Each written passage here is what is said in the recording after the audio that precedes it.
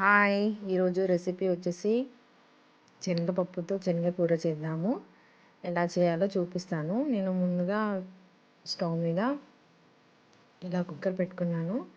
దాంట్లో సరిపడేంత నూనె వేస్తున్నాను. 4, 5 కట్ చేసుకున్న ఉల్లిపాయలు వేస్తున్నాను చూడండి. ఆ తర్వాత కొద్దిగా ఉప్పు, మీకు సరిపోయేంత మీరు వేసుకోండి. కలుపుకోండి బాగా. చూడండి, కొద్దిగా కలర్ చేంజ్ అయ్యేంత వరకు కలుపుకోండి. తర్వాత అల్లం వెల్లిగడ్డ పేస్ట్ వేయండి. అల్లం వెల్లిగడ్డ పేస్ట్ కూడా బాగా కలుపుకోండి. ఏ కర్రీలో అయినా నేను ప్రతి వీడియోలో షేర్ చేస్తున్నాను. 1 నిమిషం పాటు ఫ్రై చేసుకోండి అల్లం వెల్లిగడ్డ వేసాక. ఆ తర్వాత పసుపు వేసుకోండి. శనగపప్పు వేస్తున్నాం చూడండి. చాలా బాగుంటుంది ఈ రెసిపీ. మీరు కూడా ఇంట్లో ట్రై చేయండి. శనగపప్పుతో శనగ కూర చాలా బాగుంటుంది. తక్కువ ఫ్లేమ్లోనే చేస్తున్నాం మేము మొత్తం. చూడండి, పచ్చిమిరపకాయలు వేసుకుంటున్నాము ఒక 4, 5.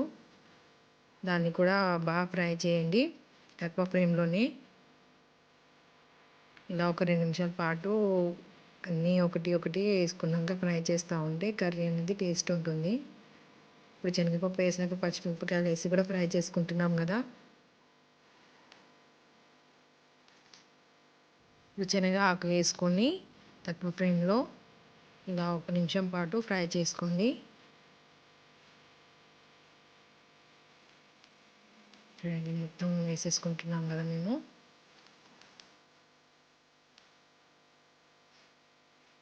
ఇలా మొత్తం వేసుకొని కలుపుకుంటే బాగుంటుంది. ఈ రెసిపీ వచ్చేసి మా అమ్మగారిది. తను చాలా బాగుంటుంది ఈ రెసిపీ. టేస్ట్ కూడా చాలా బాగుంటుంది. ఆ తర్వాత 2 టమాటాలు కోసుకుని దీంట్లో వేసుకోండి.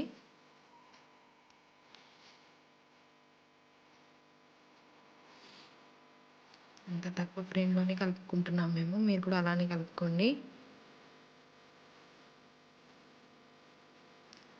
కొత్తిమీర